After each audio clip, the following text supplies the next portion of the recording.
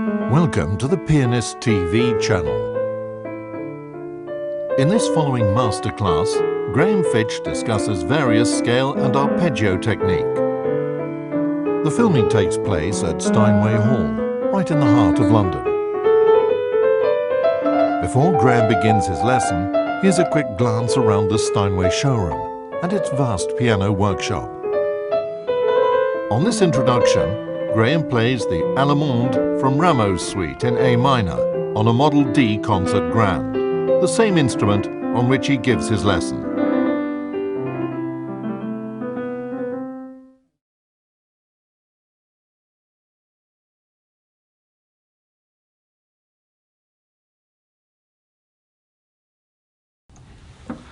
Hello, I'm Graham Fitch, and I'm bringing you this video demonstration on scales and arpeggios from Steinway Hall in London, in the heart of the West End.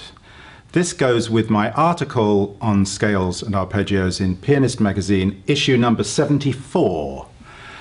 I get quite a lot of people asking me specifically about arpeggios. They seem to find arpeggios harder to manage than scales, so I thought what I'd do is focus a little bit more on arpeggio playing, but include aspects of scale playing because the two do overlap. I'd like to start off with the whole body choreography, what I call, when we play the piano, we don't play the piano just with our fingers, and I think a lot of us do tend to focus too much on what the fingers are doing. If I'm playing a 4-octave arpeggio, I'm going to need to use quite a lot of my keyboard. Now, in order to feel balanced and centered at the piano, I do need to make sure that I'm first of all sitting correctly with my feet firmly on the ground. Let me show you what I mean. This is a 4-octave arpeggio in A major.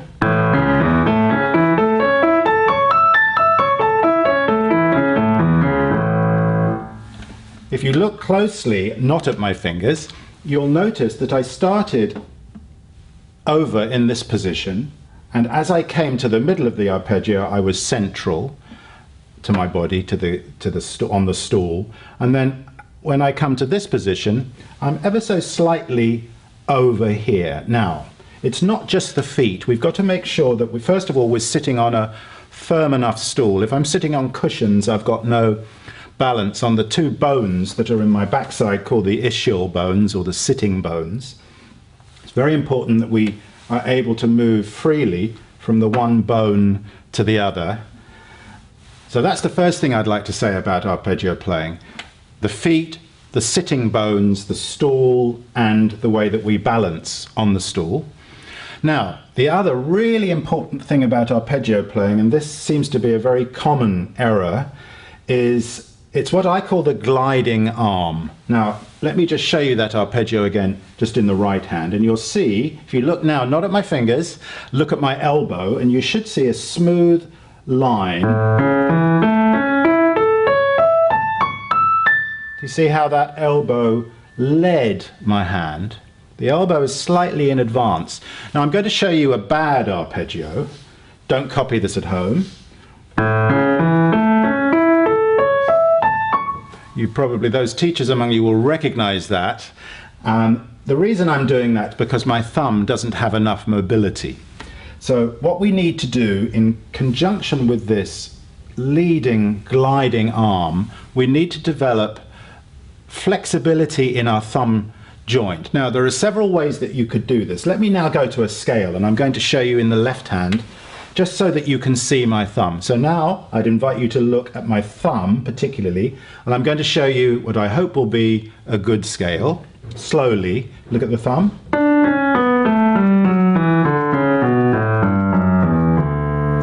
You will have noticed there that the thumb, at the moment my second finger played, my thumb took off.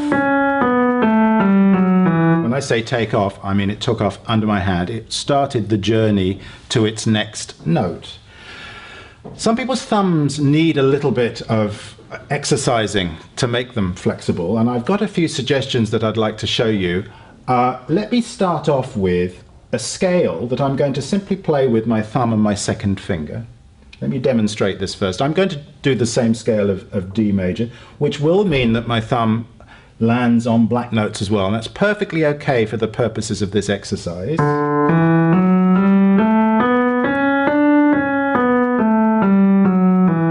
Now 1 and 3.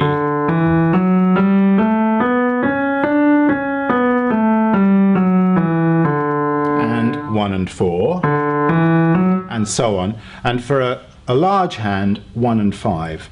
Notice what I was doing there, or rather notice what I wasn't doing. My elbow is in one place. I did not drop my elbow onto my thumb. Let me show you in the right hand incorrectly. You see what I'm doing there? I'm dropping my elbow onto my thumb, which is what we want to avoid.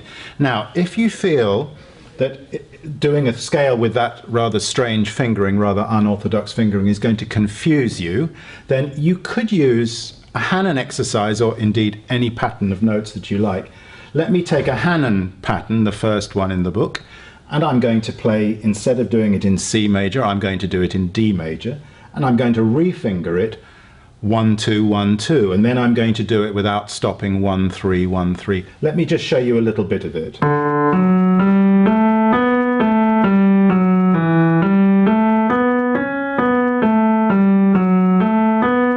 And you'll notice that in order to accommodate my thumb on the black keys, I'm making full use of the length of the key, rather than jerky positions here. I'm sliding in and I'm sliding out. Now, that's an example, or several examples, of thumb under, which is what we need for a scale. I'd like to show you thumb over. So let me just show you what I mean, because I can imagine that some of you will be scratching your heads thinking, what on earth is he talking about, thumb over? Again, let me show you in the left hand. No, I won't. I'll play something hands together, the beginning of the Ocean Etude of Chopin, and I'm going to do it in slow motion, and I think you'll see, if you look at my thumbs, that they are not moving under my hand, rather my hand is rotating, my elbow, my forearm is rotating. Let me just show you first.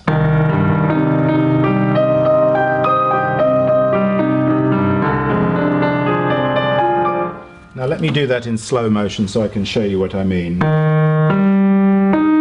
When I'm ready to leave that key, I swing my arm up and bring my thumb into position. Now, of course, at speed, the movements are very small. But that's a very, very different feeling from trying to bring my thumb under. Now, let me give you an example from the famous G minor scale at the end of Chopin's first ballade. I'm going to do it again slowly, just for the purposes of the demonstration. When I want to make my crescendo at the top, I will move from a thumb under attitude, which I'll use at the beginning,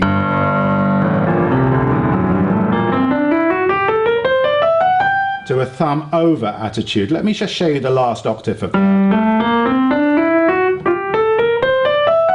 Do you see how instead of putting my thumb under my hand, I'm lifting it up and dropping it in with a rotary movement of the forearm? That gives you a lot of strength, and it's completely tension-free. Feels wonderful. I want to go back a little bit to the arpeggios and the importance of the wrist. I haven't yet spoken about the wrist in scale and arpeggio playing, and it is absolutely vital that we allow two components of our arm to be free and flexible, and that is the wrist, and the second is the forearm. This movement, I must enable it. I'm going to give you a little exercise that I find very useful for teaching arpeggios. I'm not sure which hand to use. Let me show you the left hand first of all, and then I'll show you in the right. Now, if you watch what happens here, I'm taking...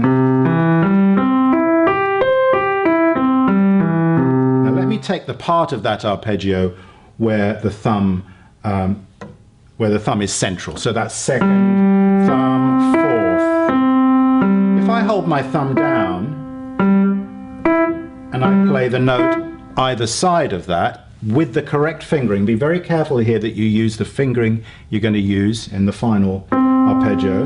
2, 4.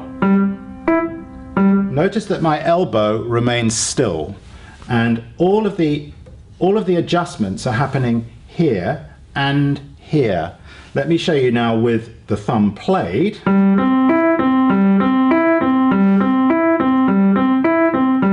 See, I'm making the adjustments in the wrist and in the forearm rather than in the elbow. If I were to make the adjustments in the elbow, this is what you get. And that's the problem with arpeggio playing. That's the first mistake people make with arpeggios. Now, let's look a little bit at a real piece of music, the Liszt Valse oubliée that we have in the magazine. Again, I'm going to do it rather slowly because I want to show you how I would suggest applying that exercise to the left hand.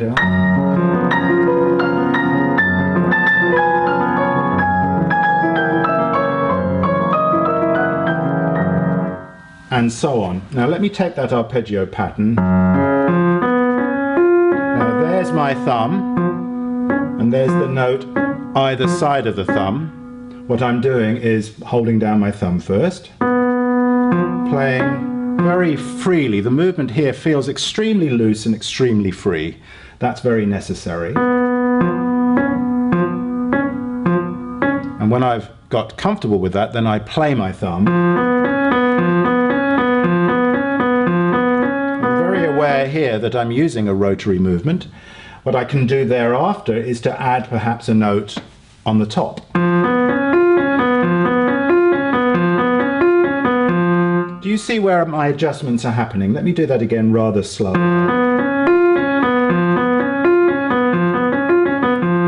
I might want to add a note beneath. But I think you'll notice there, when I play my C sharp, that my rotation is toward the left. We can use those loops in our scales as well. Let me just finish. I'm going to finish right now, but I'd just like to show you how we can use that in a scale. Now let me take a scale, let's change the recorder somewhat here.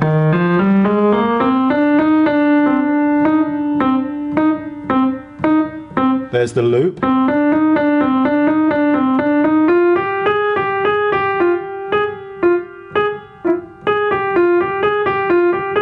You see how that is the same idea as the arpeggio. It's less difficult in the scale.